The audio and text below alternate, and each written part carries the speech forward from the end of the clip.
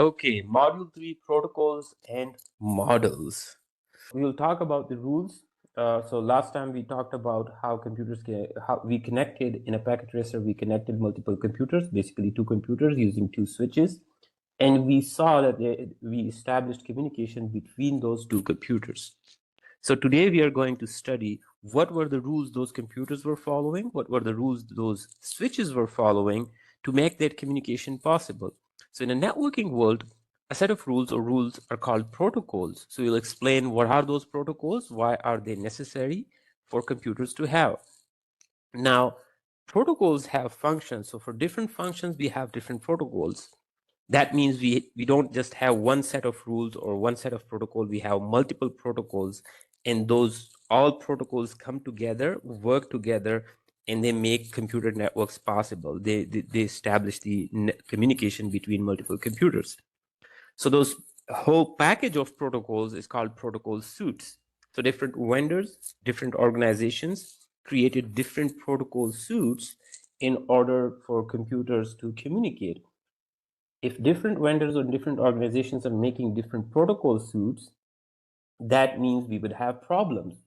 We need single standard of rules so that all computers can communicate together. So we'll go through those and explain what are different types of suites and which one eventually became the standard that we follow today, which is installed on all the computers, all switches and routers, no matter which vendor we're talking about. And that's how the computer networks or the internet eventually became a reality. There are standard organizations that keep track of what standards should everyone follow, what protocols and what rules they should follow, and how they would design and improve new protocols and rules. So we'll go through them. Then we have a reference model. So a standard model was created, which is called a reference model. And so we will look into that, like what is that reference model, why was that necessary, and how it correlates to what we have today. Finally, we will finish off this module with data encapsulation. What exactly data encapsulation is. As traffic goes from one source to destination, it has to be encapsulated, decapsulated. Why do we do that? How do we do that? What is the purpose? And finally, data access. We'll explain how local hosts access local resources on a network, which will be basically an explanation of what we did yesterday in Packet Tracer, how one computer was able to ping another computer while connected through two different switches. Okay, so in this case, what we did yesterday, we will try to explain that in technical terms like what we saw yesterday. Okay. All right. So first of all, rules. What are rules and why do we need them? Well, because we have different networks in different sizes and complexity, it's not enough to have a connection. Devices must agree on how to communicate. Well, it is much like how we communicate. When we are communicating, we need rules. So just like we need rules, for example, one of the rules we are following right now is that I will be talking and no one else should talk. That is rule number one. Otherwise, this session is not possible. Another rule is that I'll be talking in English and all of you guys understand English. Otherwise, again, without this rule, this communication was not possible. I would be able to send information to you. You would be able to send information to me, but is that information of any use for you if I was talking any other language? No. If you don't understand my language, even though you're hearing me, everything is happening, yet it is of no use to you. So those are like an example of some rules that we use in our communication. Similarly, computers also use these kind of rules to communicate together.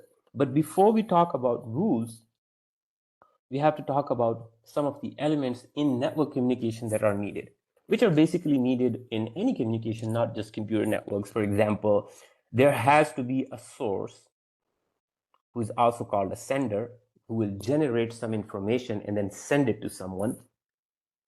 There has to be a destination or a receiver, which means the sender must tell where to send this information. So whoever he's sending this information to will become a receiver. So instead of sender and receiver, we usually use the source and destination terminology in computer networks, okay? And in order for a source to send some information to the destination, there has to be some sort of a channel. In other words, a media, physical media. How are you sending this information from source to destination? It could be a wired method. It could be a wireless method. And then in each category, there are multiple options, what kind of wired connection. It could be a copper connection with Ethernet standard. It could be a fiber connection, and you send it through the fiber cable. It could be Wi-Fi if it's wireless. It could be satellite. It could be 5G, 4G. And there are a bunch of options in your media, like how are you sending? So how is the source sending this information to a destination through what channel? So these are the three items that are absolutely necessary in order to establish communication between devices, okay? So keep that in mind. So now you have these physical three devices. You understand that you need three physical things available in order to establish communication, right? Sender, receiver, or source, destination, and physical media. Now, after you have these three physical entities, there is something else that needs to happen in order for you to have communication, establish communication. So there has to be some sort of protocols or rules. Even though you have a sender, destination, and a physical media, if you don't have rules, you cannot establish communication.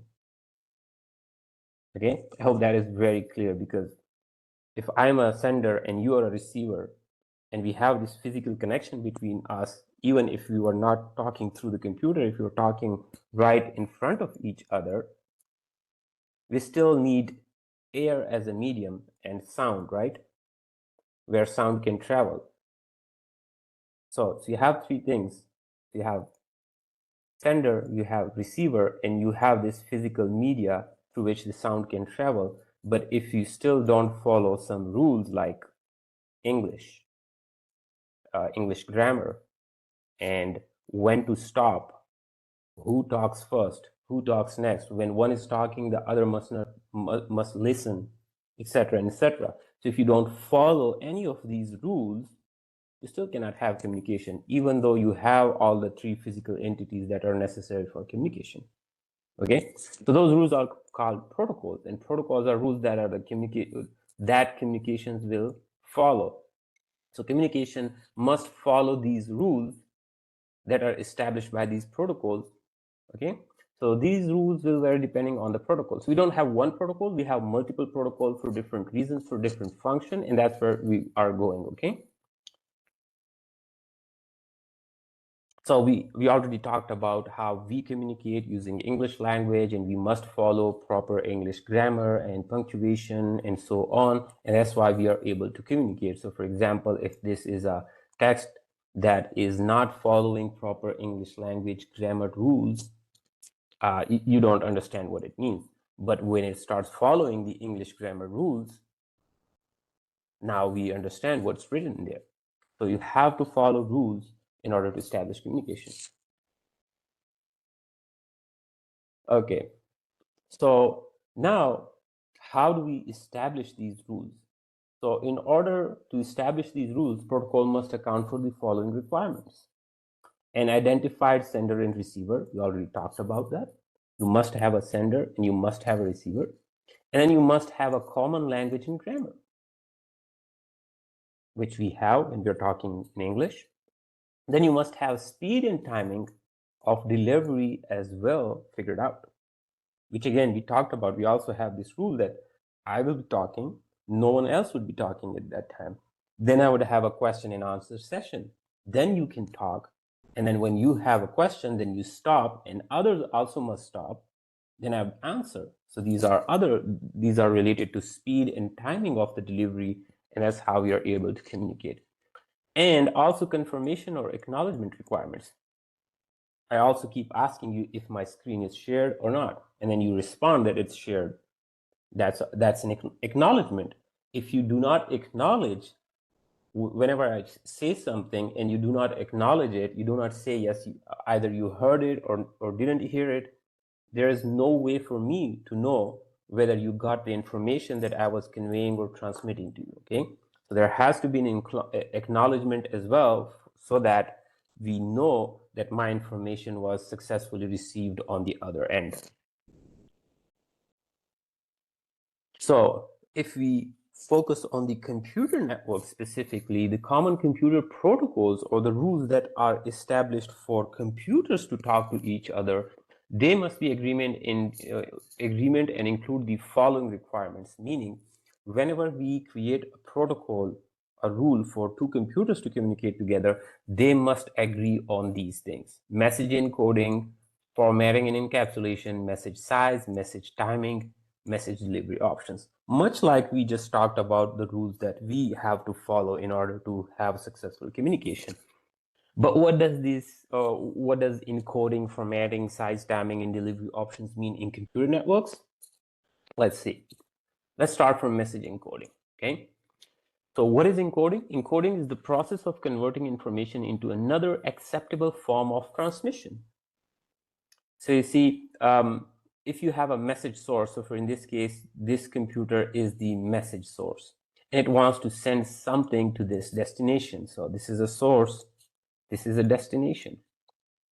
In order for it to send something, it must first encode that information in some form that the other computer would understand.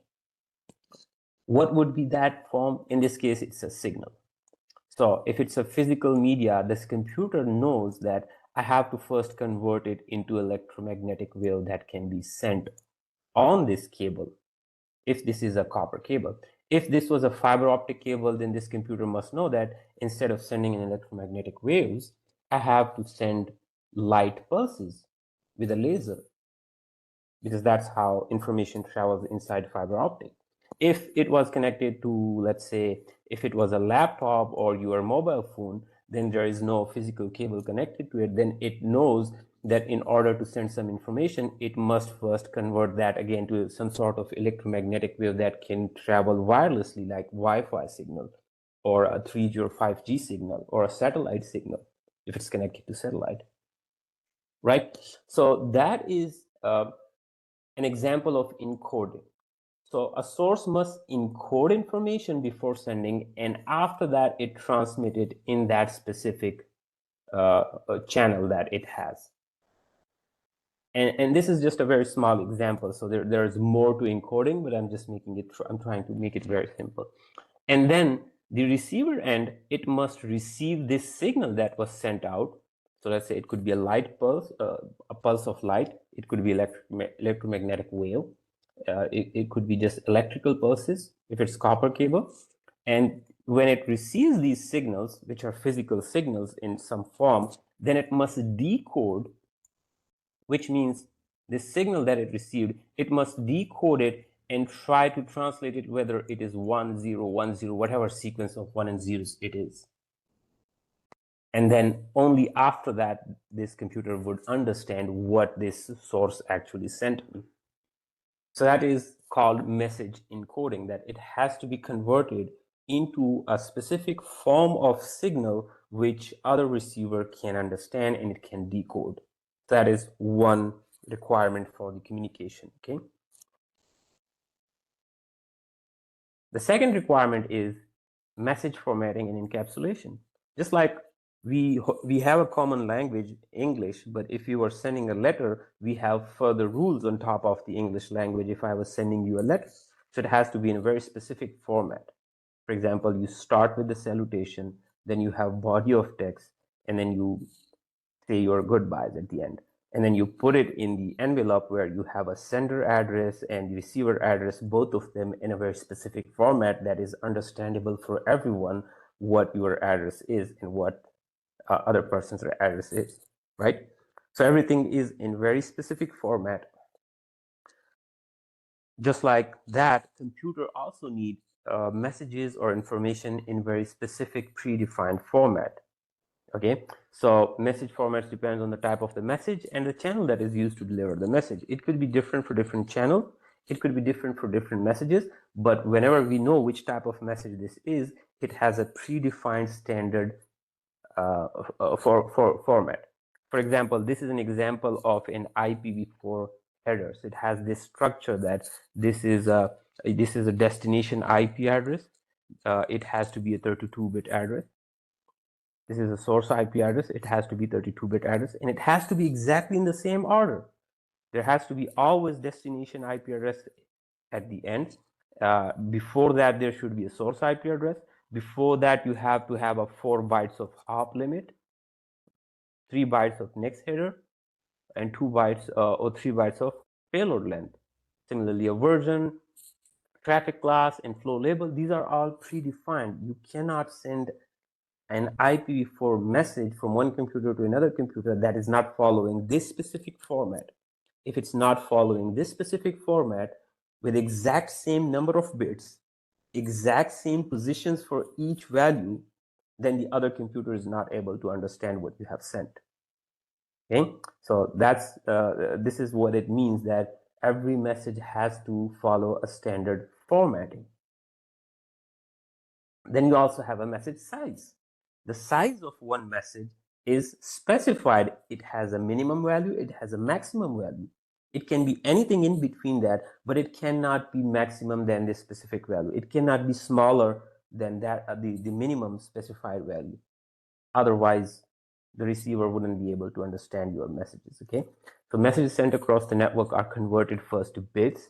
Then the bits are encoded into pattern of light. So this is the encoding part where a computer must convert these bits into either light, sound, electrical pulses, depending on what type of media you have, electromagnetic waves. And then actually those electromagnetic waves or electrical impulses or the light pulses are sent across a channel, and then the destination host must decode the signals, interpret the messages. This is something we already studied, but the point is that these messages, each one has to be in a specific chunk, and then there has to be a bit of a silence, and then another message, then a bit of a silence, then another message. The point is that the receiving computer must exactly know where your message starts and where it ends, and what is the total size of this specific message. When it's fully received, now it's ready to receive a second message with a specific size and specific timing.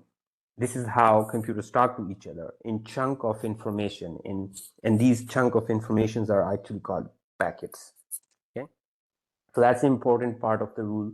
And then the message timing is important. You must have some sort of flow control where you can control how much data one computer is sending and how much the other computer can receive. For example, one computer might have a connection of 1 gigabit, right? Meaning that this computer is able to send 1 gigabit of information or 1 gigabit of a file under 1 second.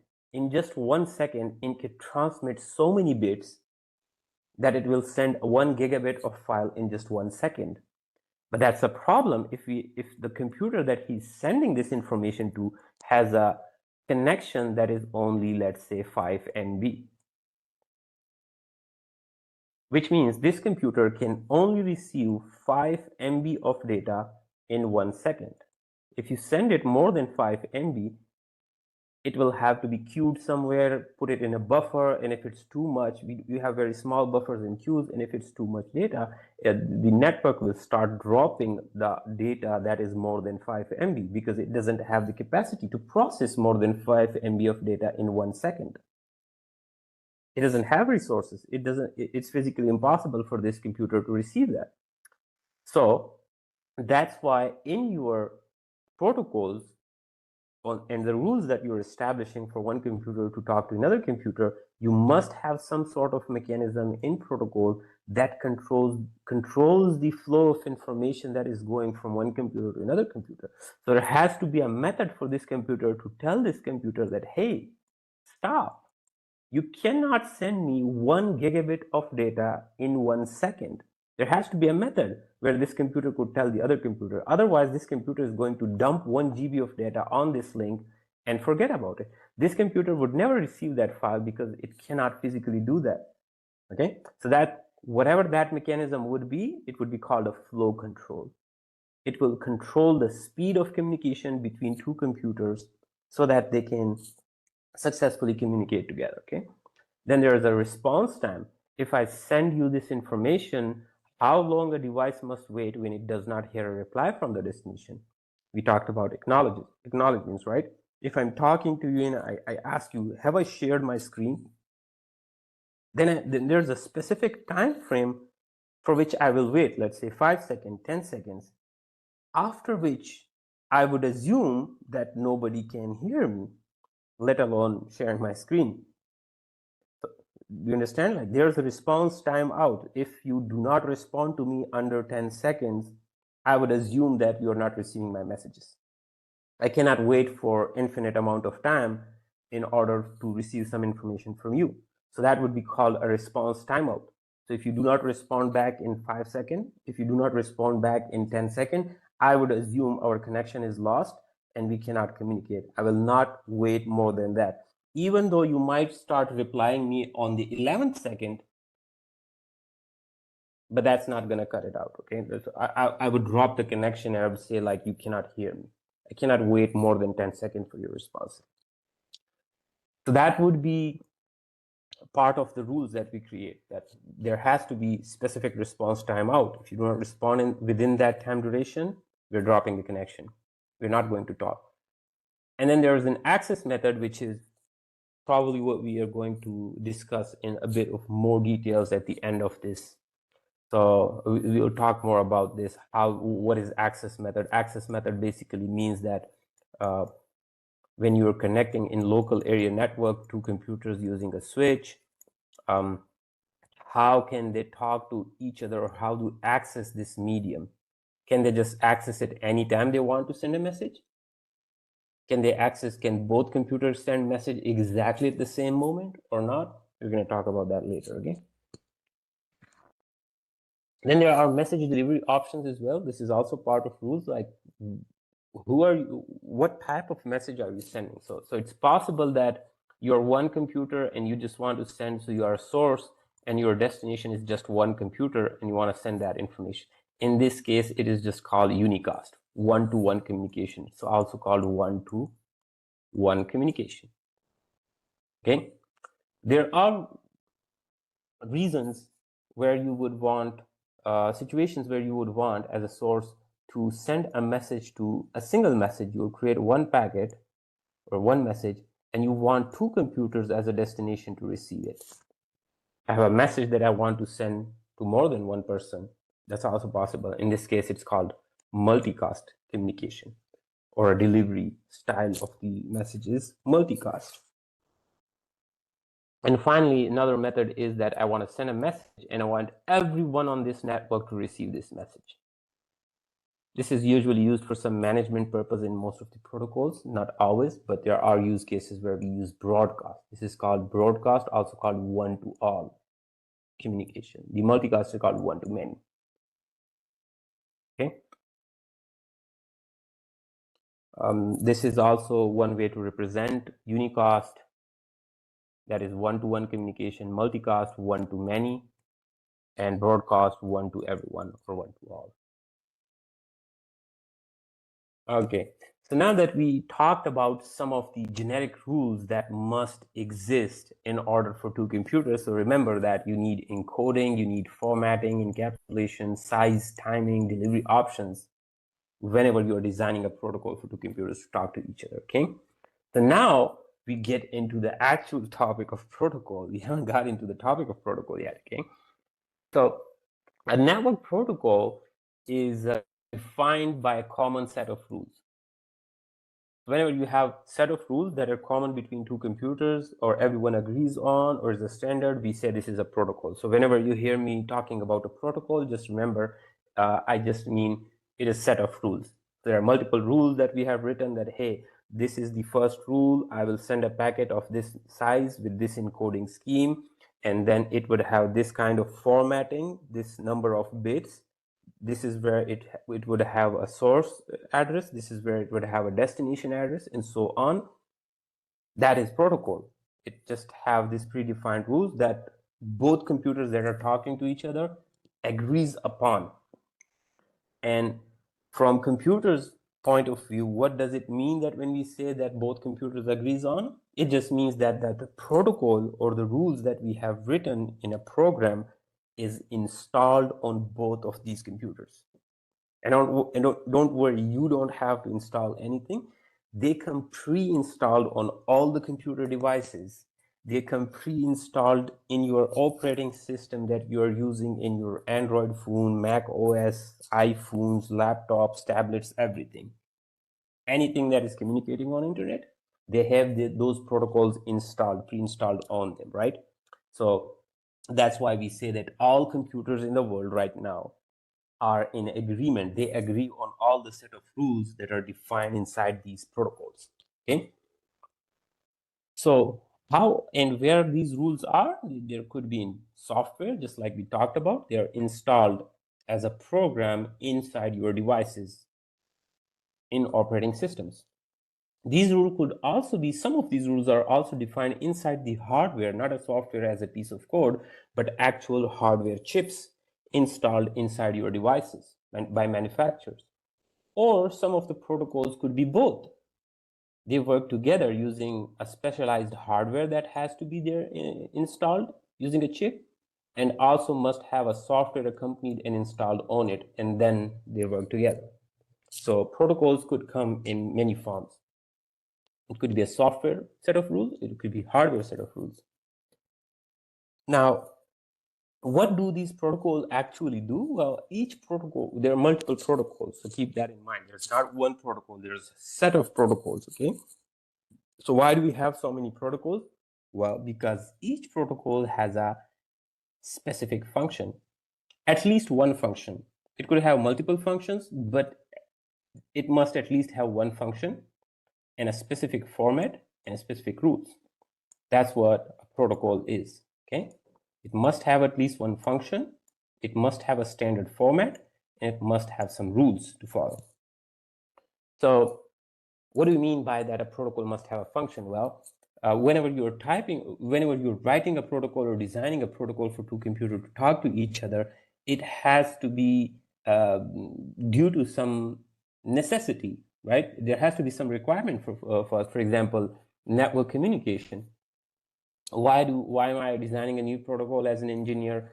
Well, to enable two or more devices to communicate, or one or more networks. So I have to define a protocol, because without rules they cannot communicate. Okay, there is another function that we did not think of it in the beginning when we created this protocol. Our goal was to provide only one functionality. And what was that functionality? To just make them talk to each other. Just send a specific formatted packet with a specific size from one computer to another computer, so that the other computer understands it and returns it back, like we did a ping yesterday. Well, that is good. I wrote a protocol and we successfully made two computers communicate together. Well, then somebody said, okay, that is good, but that's not secure. So we have to add some security. So instead of changing this protocol, we say, okay, we will write a new protocol whose function would be to just provide network security, to secure the data that we sent in the packet. So which was saying, hello, how are you? And anyone could just capture that packet, and they can read what is inside, what I was sending to the destination. Okay, so I want to secure that. So I'll create a new protocol whose function is just to provide network security. So it will provide authentication, data integrity, encryption, so that others cannot see it. Only my destination can see what I sent it by adding encryption keys. So that would be a different protocol, and it would be serving a different function. The function would be security. And another protocol would be just having a routing function or service discovery. These are the things that we are going to talk about later in details, but I hope you get an idea that each function would require different protocol, or every protocol would be only solving one problem mostly, or at least one problem. So these are other examples of functions. For example, you need addressing. So from one computer to send traffic to another computer around the world, how would all these devices find where you are sending this device? Well, everyone needs addressing. So we created IP addresses that everyone understands. These intermediate devices understand, these end devices understand. So we created a protocol whose function was to provide addressing so that we can find a computer wherever it is in the whole world. Okay? We need reliability, meaning if I send a packet, it must reliably go around the globe using so many different devices and eventually reach this reliably so that it's not lost, discarded, corrupted anywhere in the middle. Well, that is a different function. So we need a protocol for that. How do we ensure that this packet won't be lost in the middle by any device or won't be corrupted? Or even if it's corrupted, somehow I should know that it was corrupted and the destination did not receive it correctly so that I can send it again. That's another completely new functionality. So I need a new protocol and rules for that. Similarly, for flow control, sequencing, error detection, application interface, and so on, whatever you come up with as a new protocol, you have to write a new rules for this. So if you keep doing that, if you keep writing protocol for each of the different functions, so you would have a protocol for websites, which is HTTP, for protocol for reliable communication, which is TCP. It provides flow control, guaranteed delivery, manage individual conversations, and you need another protocol, which is internet protocol, that ensures IP addressing from sender to receiver. Another functionality you need in which how one network interface card would send frame to another network interface card in local area network, and so on and so on. So now you keep seeing that there has to be a lot of protocols, not just one protocol, right? Because there are a lot of functionalities we need in our computer networks. We need reliability, we need flow control, we need addressing, we need different formats of data to be sent over, either using images, videos, data, voice, and so on, right? Everything would have a different protocol. That's too many protocols. How do we even start making sense of that? So that's where protocol suites come in. That you have to package common protocols together in single package. Can you explain TCP again? No. Sorry, Umar, I'm not going to explain TCP here because there is a whole module where we would spend whole day on TCP, okay? And that's not this module. So when we reach that module, we are going to study TCP in very details. Right now, we are just trying to understand what a protocol is. We're not trying to understand what TCP is. That was just an example. So let's not jump ahead of ourselves, okay? Let's focus on the basics. Protocol suites. So since we have too many protocols now, we bunch them up together in all the protocols that help each other in order to establish communication in a complex environment using complex formatting and data. These protocols must be able to work together. So where is my pen? I just lost it. Come here. Okay. So what is a protocol suite? It's a group of interrelated protocols necessary to perform a communication function or set of rules that work together to help solve a problem. Okay, so multiple protocols, you need multiple protocols to work together in order to establish communication. Let's go back. What do we mean by multiple protocols? See, one set of functionality or protocol gives you IP addresses for sender and receiver. You absolutely need this, right? Even if I was just sending a ping from this computer to the internet to this computer, which let's do it right now. So let's say I do ping 8.8.8.8 and I send 4 packets. I received 4 packets back from Google DNS server. And it was successful communication.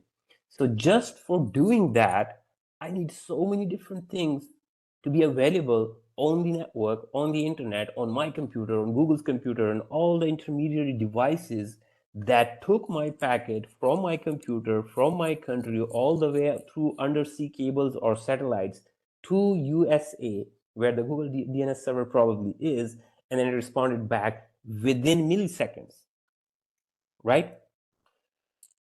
For that to happen, my computer was a sender. I must have an IP address. The receiver computer was Google DNS server, which also has a IP which was 8.8.8, right? And then for my packet, so that helped me that gave me addressing functionality. We both needed addresses. Okay, what else do we need? Well, we also needed flow control. The Google DNS server could be busy. It's receiving millions and millions of packets per second. It needs some sort of flow control so that it can respond to me. And it also needs another mechanism where it does not mix up my packet with someone else. There are probably thousands, hundreds and thousands and millions of people trying to ping that Google server right now, just like I did. So there has to be mechanisms so that it knows, or it can differentiate between my packet and other people's packet, and it sends me exactly my response and not other people's response, and also a guaranteed delivery so that none of my packets get lost going through all these devices around the world. So I sent exactly 4 packets, and it responded with exactly 4 packets as well. There was nothing missing. So that is another functionality, right? So that's given to me by TCP. And then there was some specific data inside it. So in this case, I didn't need HTTP, but you get the idea that in order to send a simple packet, you need a lot of different protocols, not just one protocol, okay? So that's why all these protocols need to work together step by step to establish this simple communication that we think it's simple, but is actually very complicated, right?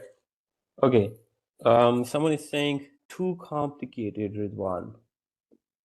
Well, it will all start making sense when we go through this module.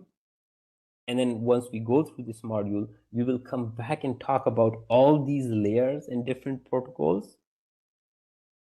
And we will look into each one separately. So we have actually separate module for each layer.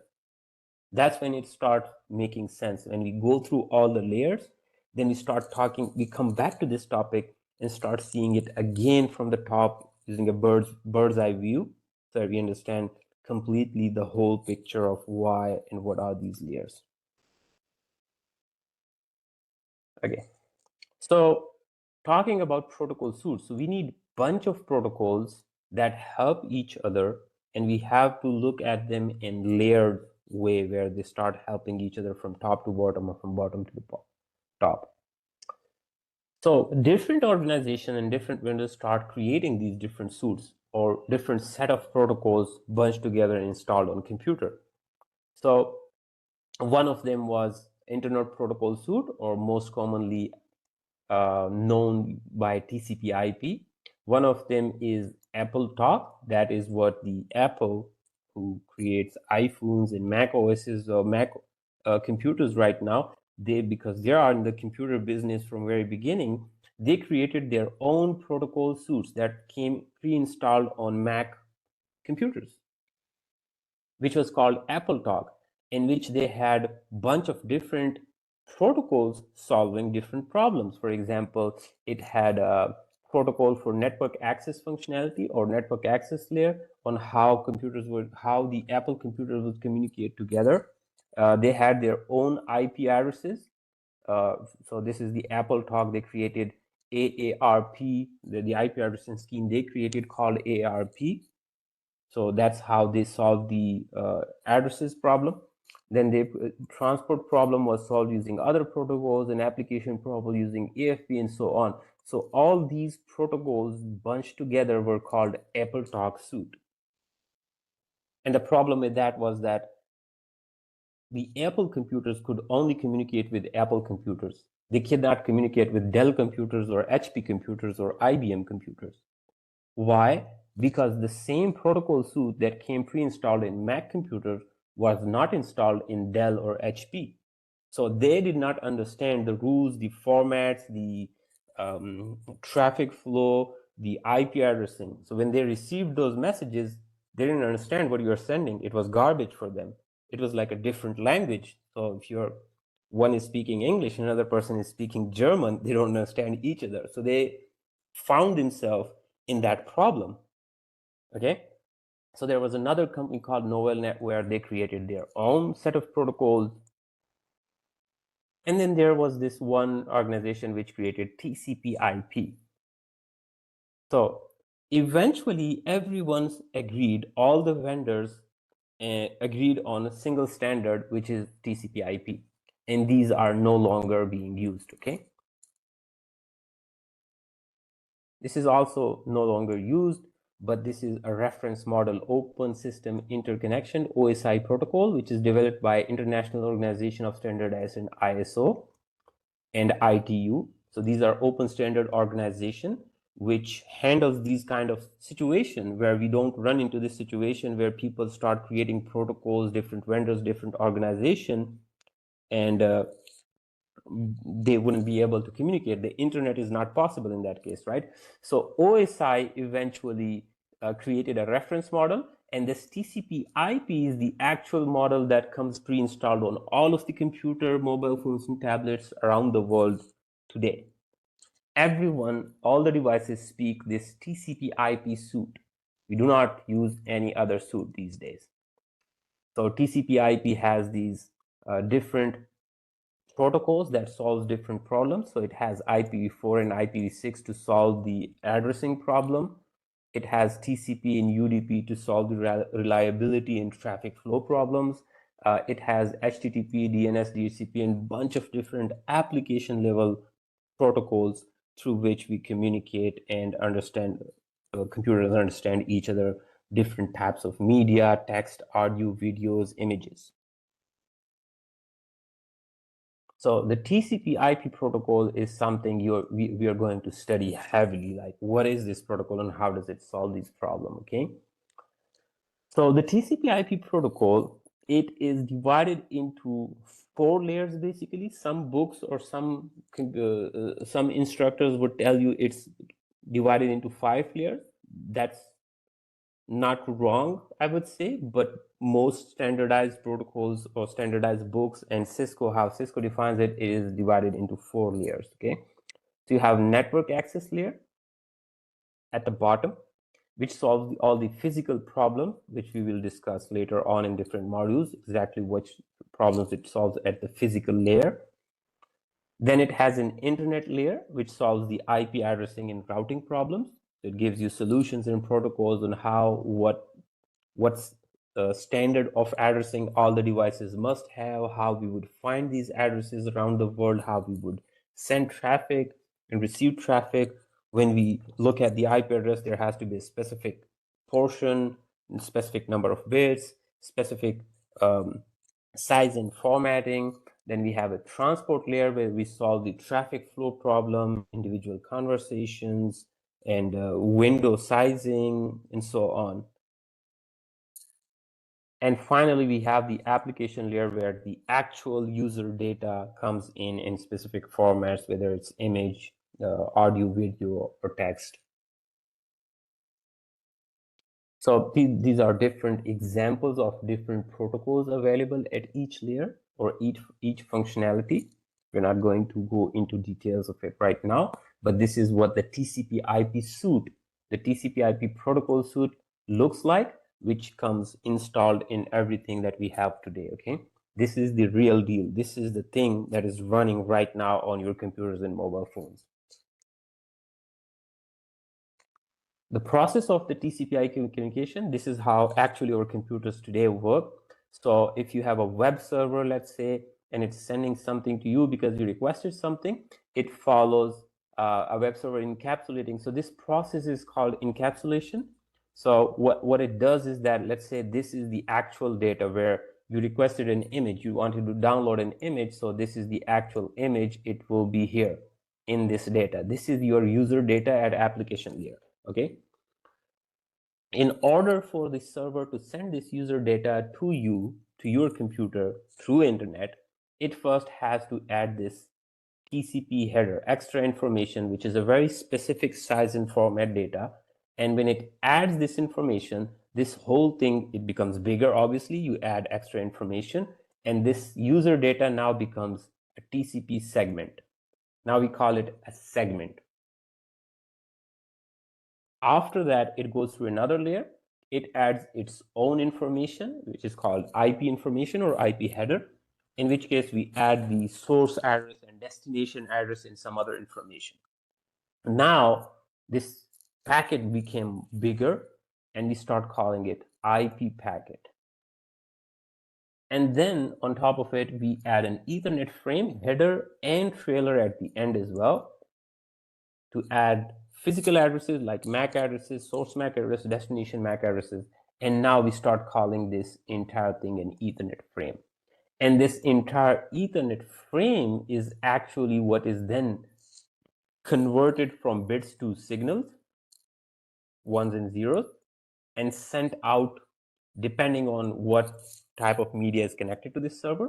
And it's sent out through that media as ones and zeros, signals. This computer, your computer receives it, and it decodes this ones and zeros or signals back to this whole Ethernet frame.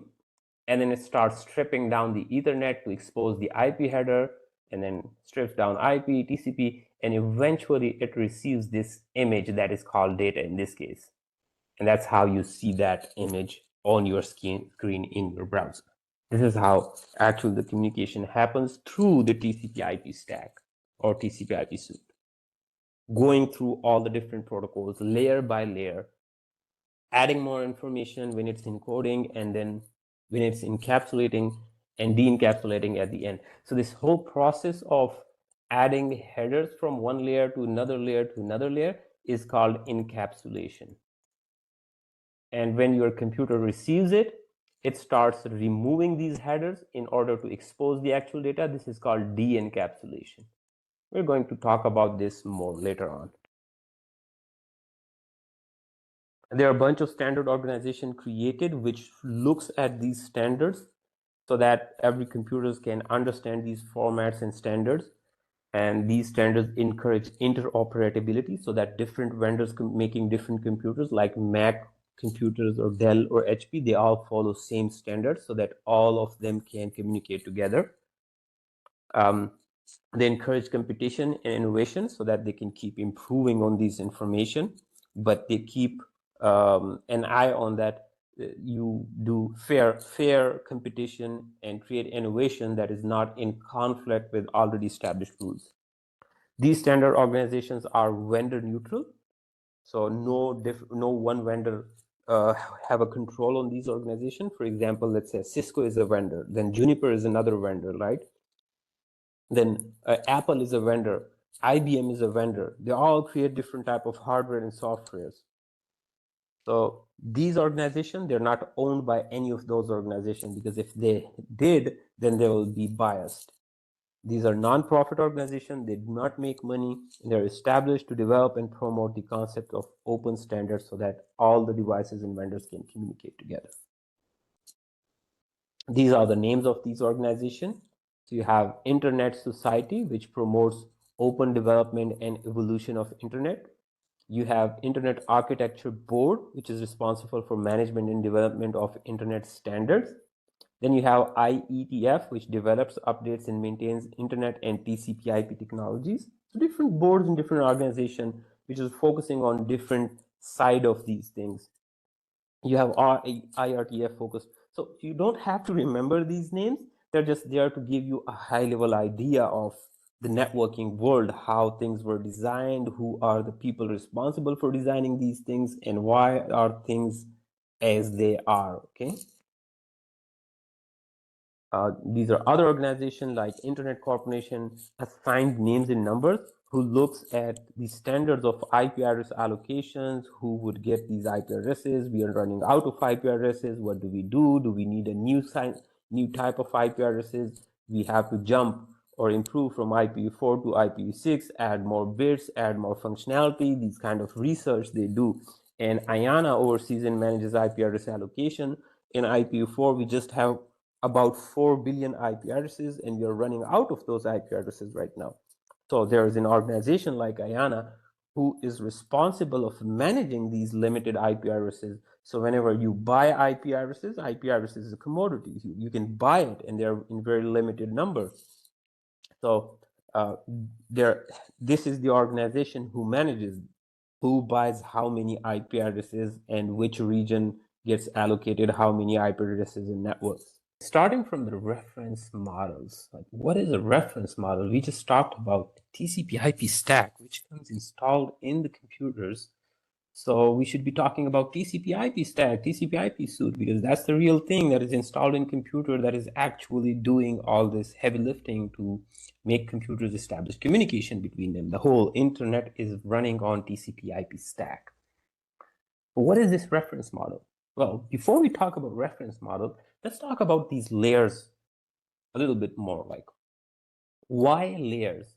Why so many protocols? Like, there's a question, you might ask me a question like, when these organization or whoever built TCP/IP stack or other vendors building their own protocol suites and so on, why were they building so many protocols where we say that the protocol must have a function to solve, at least one function? So why can't we just have one protocol that has all the functions, it solves all the problems? Because eventually most of these protocols are just piece of software. These are just programs, codes, okay, which solves IP addressing issue, which has a specific size and format, which controls the traffic flow and individual flow, keep tracks of individual flows, and so on and so on. These are all different problems that different protocols are solving. So why can't we write a piece of code, or in other words, why can't we have a protocol that solves all the problem? It's just one software, one protocol, you install it on a computer and it solves all these problems. Well, we can actually. We could have done that, but there is a reason we don't do that, okay? The reason is that there are complex problems in network communication. There are complex to explain and understand. For this reason, a layered model is used. So imagine if this was just one protocol, and if you had to make some changes or upgrade it, if there was a problem, if there was a bug. For example, we have IPv4 addresses, which in the beginning we thought would be enough. It has 4 billion addresses, because nobody thought that internet, everyone would be using internet. Nobody thought everyone would have a mobile phone in 2026. So not even just one phone. Each person now carries on multiple phones and a laptop and so many. So one person needs like 5-6 addresses these days, right? So now we know that, okay, IPv4 is not enough. We need to upgrade from IPv4 to IPv6. Now imagine if there was just one protocol and then you wanted to make changes, it would have been so complex that you wouldn't be able to easily change it. And you are not just changing one protocol. Think about it. That protocols need to be upgraded, installed on billions of devices that are connected right now to the internet. How would you do that? It's almost impossible, right? So that's why we use the layered approach, where we divide problems into one specific function, and we write only one protocol for one specific function to solve one specific problem. So that's why we created the layers into meaningful functionalities, right? And this layer approach was defined by Open System International, which is a reference model for TCP/IP, which is the actual protocols or code that gets installed. So the OSI model, which is what we call a reference model, it is like a template, okay? So OSI model is like a template or a reference model through which we solve problems. We see what functionalities we need to focus on. So it says like, hey, at the physical layer, it is one functionality. It has its own problems. So if you want to solve problems for the physical layer, where we have problems like encoding, signaling, what type of signals you have to use for copper cable, what type of signal for fiber optic, what type of signal for wireless, 3G, 4G, 5Gs. There's so many different problems. in just one physical layer, which is what type of signal you should use, what type of encoding should you use.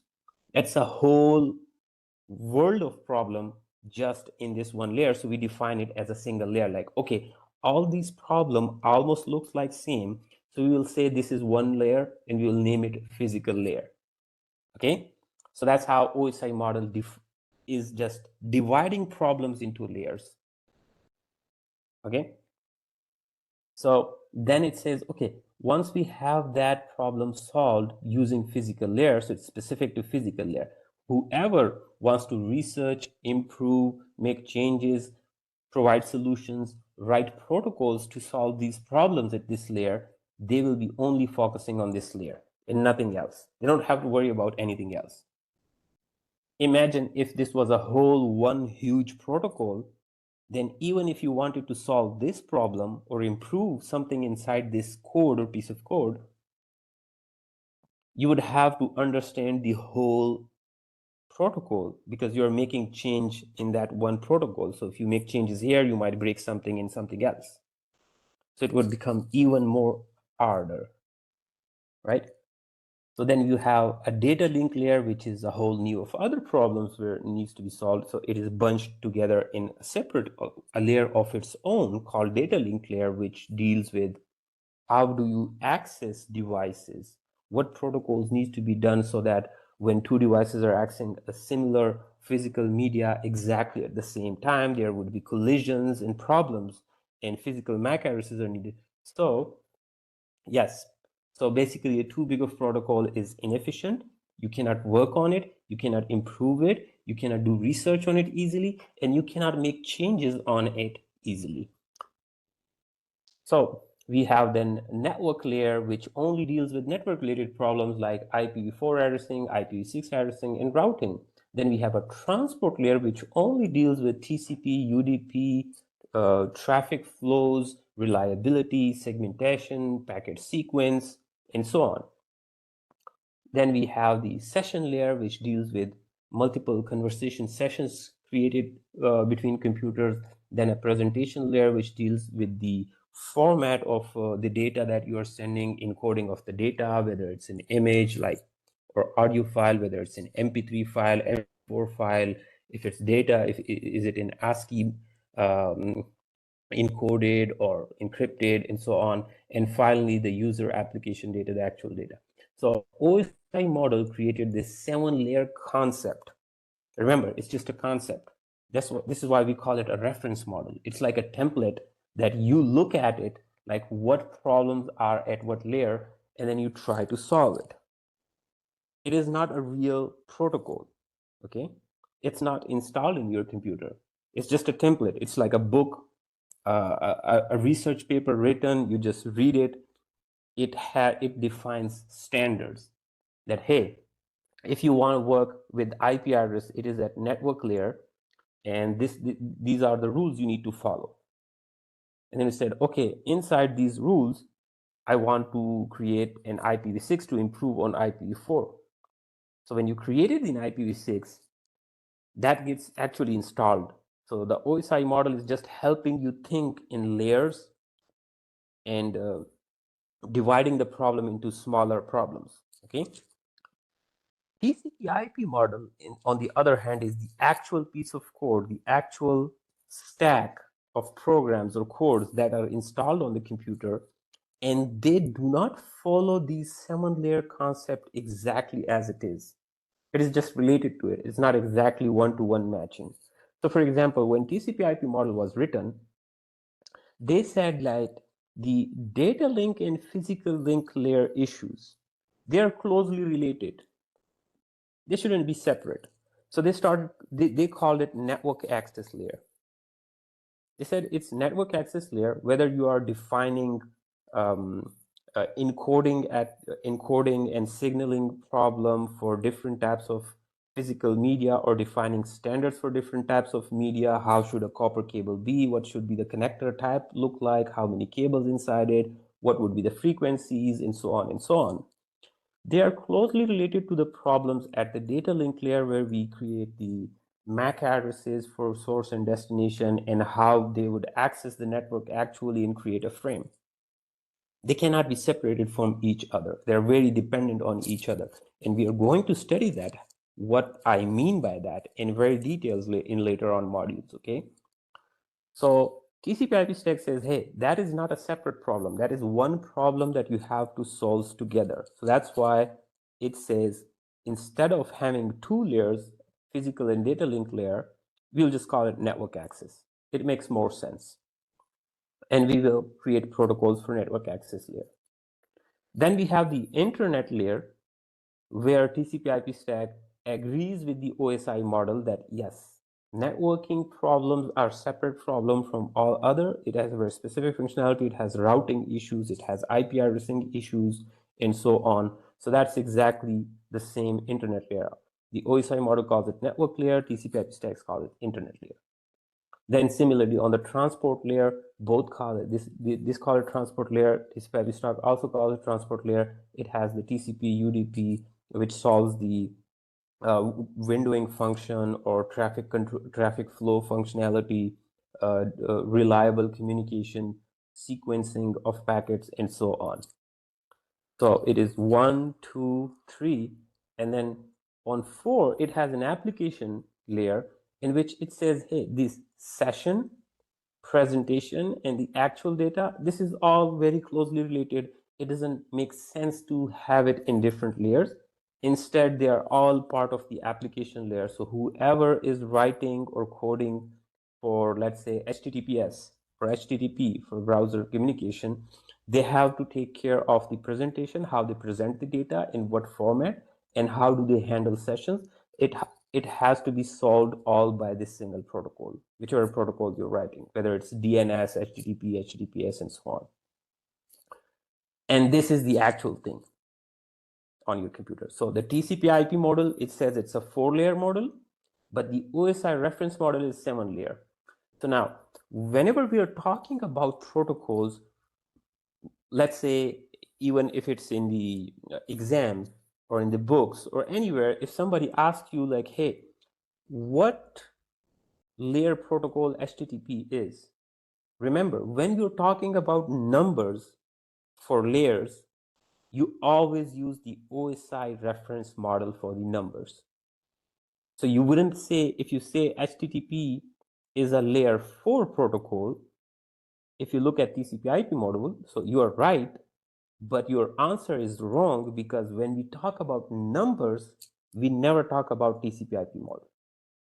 We always talk about OSI reference model. So the number is always 7 for the application layer. For transport layer, let's say I say which number TCP is at what layer. So if your answer is transport layer, then that is correct in both cases. But if I say it is a layer 3 protocol, then it's wrong.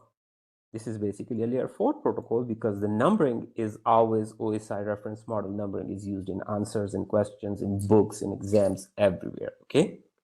So you have 1 to 7 layers. You always use OSI reference model where you're referencing the number of layers, okay? I hope that is clear. So again, why did we do that? Benefits of layered model, a little bit. It helps in the protocol design, because protocols that operate at a specific layer have defined information that they act upon and defined interface of the layers above and below. It fosters competition, because products from different vendors can work together, because now all the vendors can focus specifically on a very specific layer and follow those standards of the OSI reference model. And looking at those standards, they can create their own protocol. If they follow that standard, anyone who is writing a protocol will automatically work with all the computers, because everyone is following the exact same standards.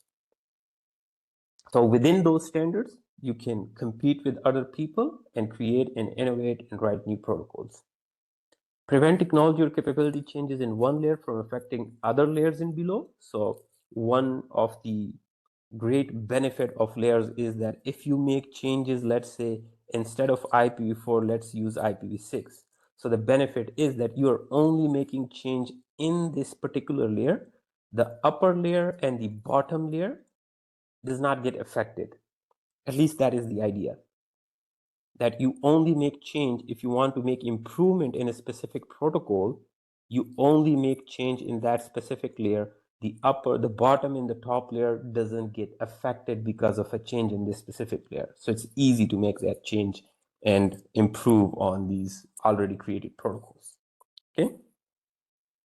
So these are the 7 layers again. Each layer has its own distinct function. So we have physical layer at 1. Remember, these numbering is because of OSI model layer. So numbering is always followed for the OSI layer, not for TCP/IP, although the TCP/IP stack is the actual thing that is running on your computer. So the physical layer describes the means to activate, maintain, and deactivate physical connections. The physical layer defines all these standards. How do you send bits? How do you encode them? Which type of physical media should be, what type of frequency it has to carry on, how much bandwidth it can support, what type of connector, how many wires inside it, what type of signals it can carry, either it's light pulses, electrical pulses, electromagnetic waves, the frequencies, and so on. Everything that is related to the physical properties of the medium, connectors, and computers that get connected together is solved in this layer. It is considered to be part of layer 1 physical layer. Okay. After you solve this problem, then you come to layer 2, data link layer, which solves further problems like, okay, now you have all the standardized cablings, connections, signals, and encoding schemes. Now you can send those signals between two computers, but we still have a lot more to do in order to have meaningful communication between computers. So you describe a data link layer. Now you're talking about data. The physical problem is solved by layer 1. Now you have data related problems like how do you exchange the data frames? What would be the addresses of sources and destination, who is sending it to who and how? There are multiple methods. Are you broadcasting it to everyone? Who is going to listen to it, etc., etc.? How do you access that physical media? Because two computers are connected to a same cable, or the Wi-Fi media is shared. So if two computers can send a signal exactly at the same time on a single wire, those electric pulses will collide with each other and just create a garbage signal. It wouldn't be a meaning signal. So you have to have a method at the data link layer now so that you can, let's say, send a signal. You tell these computers to send a signal and take turns. One would send a signal, other would wait for it. That would be one way to solve this problem. So at data link layer, you start solving these kind of problems once you have solved the physical problems. Then on top of that, you could say like, okay, this is solving only local problems. What if I need to send a packet globally in the world? Now the network layer comes in, the layer 3 that says, okay, we can solve this problem by using IP addresses, IPv4 or IPv6. We add that information. We should have a source address. We should have a destination address. And inside these addresses, we have to have a hierarchy of network and host bits and so on, so that if we read an address, we will immediately know where in this whole world this packet needs to go. Okay, so network solved this problem for us that, hey, now we can, because of layer 3, now we can send packet anywhere in the world because of the IP addressing scheme that this layer gave us. Well done, but we still have more problems. Now you can send a packet anywhere in the world using these addresses that you have and routing that the network layer provides. You still have more problems, and for that we need the layer 4 transport layer. What problems we still have? Well, you are sending a packet from here, from one country to other country using these addresses that are so nice that it can find an address, destination address anywhere in the world. What if your message gets lost? What if it gets corrupted? Where is the reliability? How do you control the speed of communication? Because I can send very high speed packets in 1 second. I can send, let's say, 10 GB of data because I have a high speed connection on my end. But the computer I'm sending the data to, he has a low capacity cable, and that computer cannot receive 1 gigabit of traffic per second. So where does this traffic would go? It needs to be buffered somewhere, dropped somewhere, retransmitted. How do I reliably communicate with it? And so on. Well, transport layer has to solve those kind of problems using TCP protocol or using UDP protocol, where it would add more information so that the computers can control the traffic between each other and sequence the packets, because the packet could, some packets could arrive quicker, some packets could arrive slower, and their sequence could be misaligned, and they're not receiving a sequence. So the receiving computer need to have a way to know which packet is the first packet and which packet is the second, and so on. So that problem is solved by this transport layer, layer 4. And then you have a session layer, which provides services to the presentation layer and to manage data exchange so that multiple computers can communicate with this specific application. And then a presentation layer where the data actually needs to be in a very specific format so that the receiving end understand this file that you are sending it, whether it's an MP3 file or an MP4 encoding file, whether it's ASCII encoded text data or some other type of, whether it's encrypted or not encrypted, and so on. And then eventually the application which solves the actual need of the human, why we started this communication initially. So it could be a browser data to look at the movie inside the browser, or read a file, a text file inside the browser. That would be one part of application which we needed. That's why we created these things, because we wanted to open a browser and read something on the browser, ask another computer to send me something so I can read it here, or download a picture, and so on. So there would be a bunch of different protocols for different needs that we have. If I'm watching a movie, it would be a different application protocol that would be solving the movie problem, movie related problem, buffering problem, speed problem, sending me images. If I want an email, so I would write an email application at this layer, and so on. So it is open for our imagination, the application layer. That's where we solve our actual problems. Okay. On the other hand, TCP/IP stack, just like we saw, it just compresses all these problems into 4 layers. So you have network access layer, which actually combines the data link and physical layer problems into single layer. Then you have internet layer, which is actually called network layer in here. So it becomes network layer, but has exactly the same function. Transport layer is the same name, exact same function. And the application layer is actually compressing the top 3 layers together. Okay, and this is how they get related. And I think we talked about this a lot. So just go through it. Okay. So now that you know these layers and difference between TCP/IP stack and OSI layer, let's talk about this concept called data encapsulation. What does it mean? So we'll look at traffic that goes through all these layers and see what terminologies that we use. Again, if you don't understand it, no problem. We're just trying to understand the vocabulary and terminologies that we are going to use in next modules to understand different problems and how we solve those problems. So before we can talk about those problems and their solutions, we have to have certain terminologies and vocabulary which we will be using a lot. So data encapsulation is one terminology that we will keep using again and again. So you need to understand what data encapsulation is. Okay. So before we talk about segmentation, you have to understand that in the computer networks, we have packet switch networks, which means we do not send continuous data to each other. We divide data into parts, which we call packets, and then we send packets. We send chunk of data bunched together, specific size. It has a maximum size that you cannot create a bigger message than that. It has to be this one specific size that we are going to talk exactly what that specific size is. It's called MTU, which is a maximum transferable unit. You cannot create a bigger packet than that. Even though you are sending a 10 GB file, it doesn't go or gets transmitted as a 10 GB file. It has to be divided into thousands and hundreds and thousands of packets, all specifically not bigger than MTU size. And then you send these smaller MTU packets in successive fashion to each other. Okay, I hope that is clear.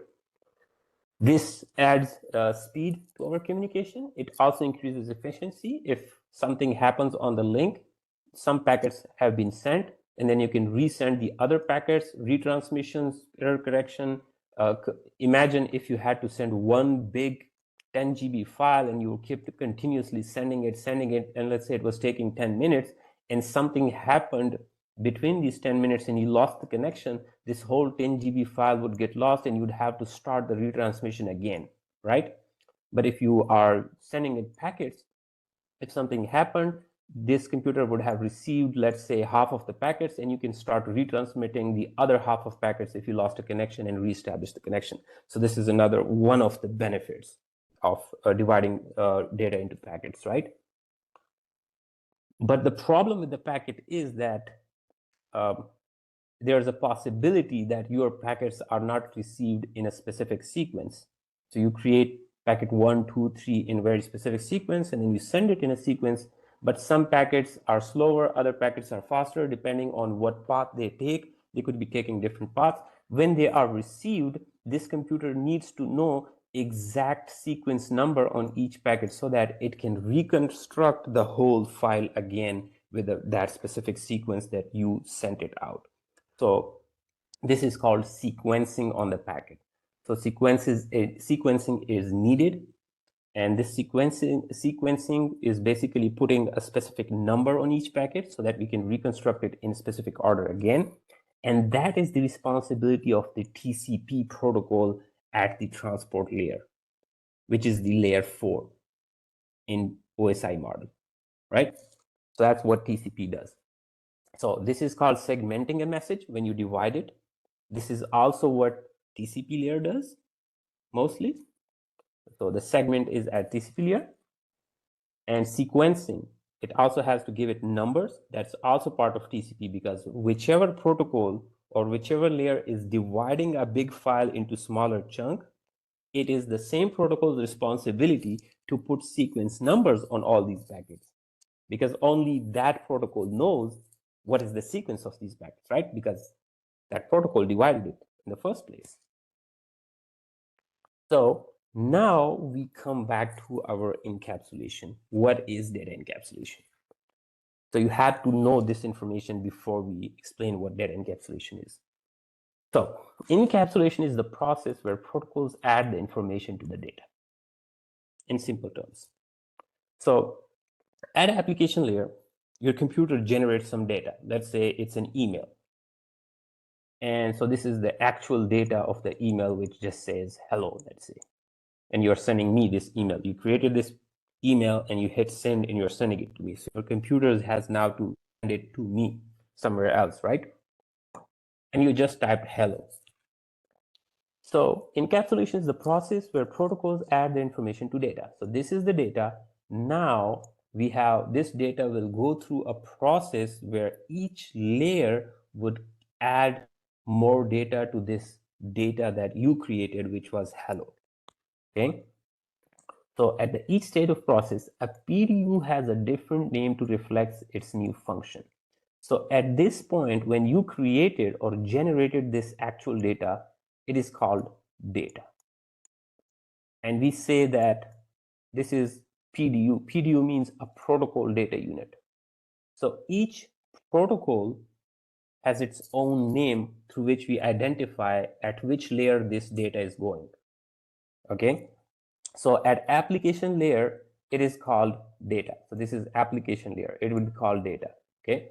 So when you created hello, whatever, and you create, it has a whole huge body. So this was the full data. So I'm sorry, I said this is data. I should have said instead like this is the data. That is better. So I should start from here. This is the actual email that you wrote in which you had hello and my exams are not graded and so on and so on. So it was a big data, one page of data. So this is the actual data that you generated at application layer. This is where things started. The first thing that happens is that this data needs to be divided into smaller chunks. Okay. We have to divide it to smaller chunks because we cannot send a big file. We already talked about we have to send segments of this file. It is still data. It is just divided. Now this data, each small segment has to go from top. So this was at application layer, where it's called data. So the PDU here, the protocol data unit coming out of this layer is called data. Then each data gets passed down to the bottom layer. So here we have the transport layer. Okay, we have the transport layer. So when this data gets passed on to the transport layer, it will add a transport header with this data. This extra portion, transport header, is added to it. Now it becomes a bigger packet or a segment. At this point, at transport layer, we start calling it a segment. When a data has a transport header added to it, we call this whole piece of data with transport header added called segment. It's called a segment now. It adds its own information to do the traffic control, reliability, sequence number, and everything that is added here. The sequence number, reliability stuff that is added at this layer. So that's why we have more header information added to this data. Then it gets passed down to the bottom layer, which here is the network layer now. At the network layer, it got this information. Now it adds its own network header and the data becomes even bigger. So it adds this network header information, whatever it received from the segment. And at this layer, the PDU, the protocol data unit, at the network layer that is created by adding the network header, it's called packet. So this is where it adds the information of IP addresses. What is the source IP address? What is the destination IP address, and so on. And then it gets passed down to the bottom layer, which is the data link or the network access layer, right? So this was the internet layer, not the network. So now it got to the network access layer. So when it finally reaches to the network access layer, which is the last layer, it adds a frame header where it adds the destination and source MAC address and a bunch of other information. It also adds frame trailer at the other side. So it adds information at the both ends. It is the only layer that does that, okay?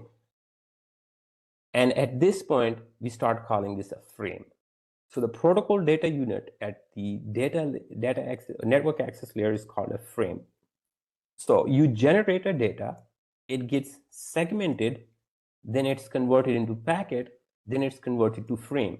The frame is the actual thing finally that gets converted or encoded into binary data and transmitted as a signal on the physical medium. So when we say that there are two devices that are communicating, that are connecting, and then they are sending a packet. We usually say packet, they're sending a packet. That is loosely said. In reality, if you have to be technically correct about the terminology, it shouldn't be called a packet. People usually call it, you might hear me call it as well, but if there is a question specifically in exam, that what is it that is transmitting through this cable or through Wi-Fi signals or anything, the physical thing that is actually getting transferred on these wires or electromagnetic waves is technically called a frame, not packet. This has to be specifically said that these are frames are being transmitted on the wires, not packets. Packets is inside the frame. So the actual thing that gets transmitted is called a frame. Remember that, okay? So these are the PDU names, the protocol data units. You have data that is then converted into segments, small segments with sequence numbers and everything. Then that is converted to packet, then that is converted to frame, and then the frame is actually then sent as a bit stream, encoded in specific bit stream and sent out on the physical media. So on the physical media, frames are being transmitted, okay? And this whole process where this data becomes a segment, then it becomes a packet, then it becomes a frame, as it goes through layers, is called encapsulation. Okay? This is where we were getting at, this terminology. Encapsulation is a top-down process. As the data goes from one layer to another layer, the data is passed on to the bottom layer. It becomes to the TCP layer. It becomes a TCP segment. So this is called encapsulation. This data is encapsulated in TCP header and becomes TCP segment. Then the TCP segment is passed down to the IP layer, where the IP header is added, and the TCP segment is encapsulated in IP header, and we call it IP packet. And then the IP packet is handed down to the Ethernet layer or network access layer, where the Ethernet frame, header, and trailers are added. So we say the IP packet got encapsulated and became an Ethernet frame. And then that Ethernet frame is sent out on the wire. When the client or any device receives it, it has to reverse the process. And the reverse process is called de-encapsulation. So de-encapsulation is that it removes the Ethernet header and exposes the IP packet. Then it removes the IP packet and exposes the TCP segment. And then it removes the TCP header and it exposes the actual user data where you had said hello. And then it reads it and shows it on your screen. So this is the encapsulation process from top to bottom. And on the receiving end, it is from bottom to top, and it's called de-encapsulation to reveal the actual information. Okay. So this is an example of de-encapsulation, which we already talked about. Okay, this is our final topic for today. And again, if you do not understand it, do not worry about it. You have to read this on your Netacad account again and again. There are examples over there as well. There are videos over there as well. Watch my video recording again and again. And if you still don't understand it, don't worry, because these are all the topics that we are going to talk about again and again in next modules. So just try to understand the terminologies, the vocabulary. So in next module, when I'm saying encapsulation, at least you remember what was the process of encapsulation and de-encapsulation. What are the names of PDUs, the protocol data units? Okay, so what is a segment? When I say segment, you have to understand exactly that segment is created at a TCP layer. When I say packet, you have to remember that the packet is created by IP layer. When I say frame, you have to remember, okay, the frame is the actually final layer, which is actually then transmitted. So on the line, on the cables, or on the waves, the frame is an actual thing that gets transmitted. Okay. So data access, how do we access the data? So both at the data link and network layers uses addressing to deliver data from source to destination. So we're now back to the example that we did yesterday in Packet Tracer, where two computers communicated together. So now we want to understand, after reading what we have read today, after understanding what TCP IP stack is, OSI layer models, encapsulation, packets, frames, segments, having all that information at the back of your head now, even though it's just high level information, let's try to see how two computers communicated yesterday when we were practicing in our lab. So in order for two computers to communicate, they first need addresses, a source and destination. So a frame that needs to go from source to destination using physical media, it needs addresses. Otherwise, it cannot send that information because it doesn't know who to send to that information, okay? So there are two types of addresses. One is the network layer source and destination address, which is responsible for delivering the IP packet from original source to the final destination. So now you see why that PDU naming was important to understand, because now when you talk about different things, to explain different things, we have to use these specific terminology. When I say IP packet, it has to click in your mind that the IP packet is created at the network layer when the IP addressing is added. That PDU is called packet. And at the data link layer, we also have source and destination addresses that deliver the data link frame from one network to another network. You see the terminologies being used in definitions now? These words must trigger this memory inside your head that which layer we are talking about. So when you see a frame, you must know that we are talking about layer 2. Remember, when we talk about numbers, we are talking about the OSI reference model. In OSI reference models, we are talking about layer 2. See the mistake you did in the chat? You said layer 1. Layer 1 is the physical signal. Okay? At the data link layer, we have the frames.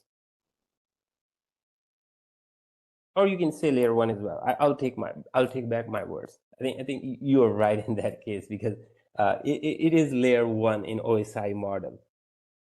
Okay, frame is layer 1. You cannot say just layer 2. It's layer 1. Frame is layer 1. But if you say network layer, then it would be layer 3. Yes. So back to this question again. In order for two computers to communicate, they need two types of addresses. One address is at a data link layer, and one type of address at network layer. The data link layer source and destinations addresses are added on the frame level, and the network layer source address and destination are added at a packet layer on the packet PDU.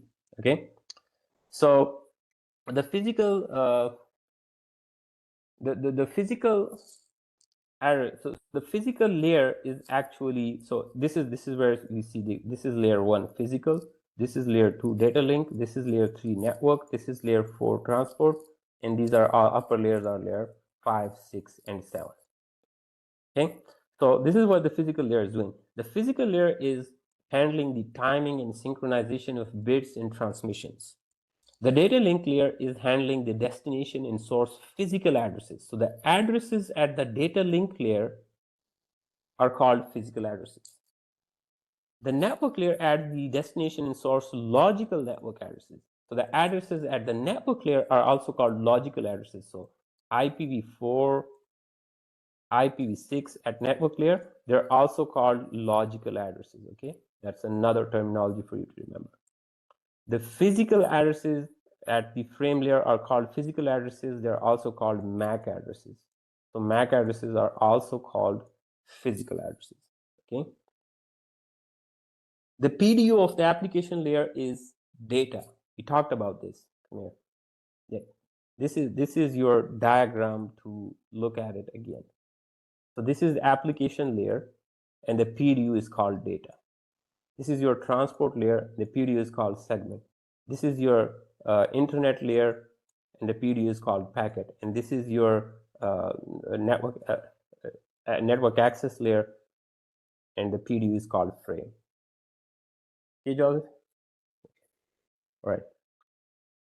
All right. So layer 3 addresses are logical address, which you also know by IP address. So it must have two addresses in the IP packet: a source address for the device that is sending, and destination IP address to which you want to send a packet. These addresses may be on the same link or remote. We will learn about these things. What is a same link or remote link? But you need IP addresses on the packet at the IP layer, which are called IP addresses. You must have a source and destination IP address. Otherwise, you cannot communicate. Even when you are connecting two computers using a single switch together, no internet, you still need IP addresses on both these computers. And that's what we practiced yesterday. We first configured IP addresses on both end devices before we could ping them, right?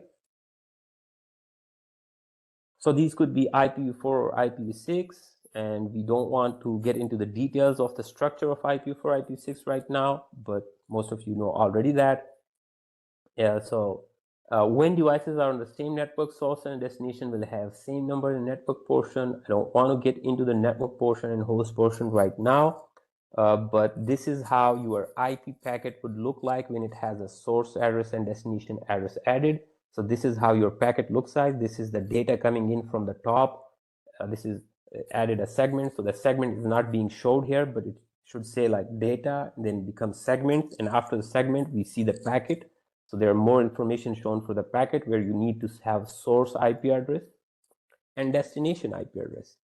And then it will get encapsulated into an Ethernet frame header, where the frame would add destination MAC address and source MAC address, And this is what we call the whole frame, which will actually be sent out on all these devices and eventually reach to its destination, whichever it is. In this case, this is the destination.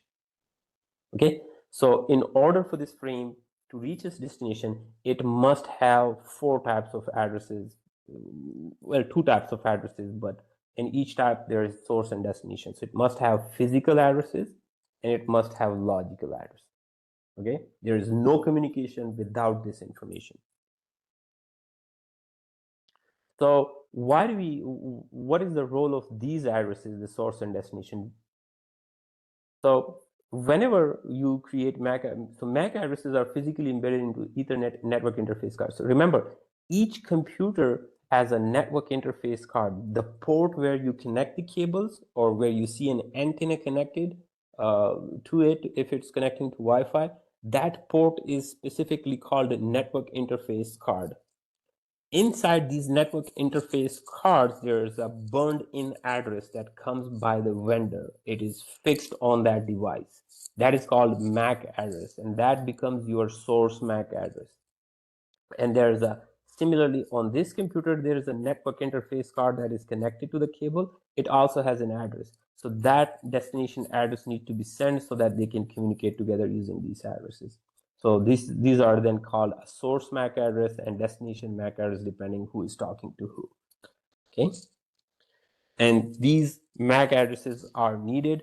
This is actually showing a whole communication process going from one frame to one device to another, because that's where MAC addresses are communicating and they keep changing. I don't want to get into those details right now because we are going to explain those later on in very detail, how exactly that can move from one device to another device. Okay.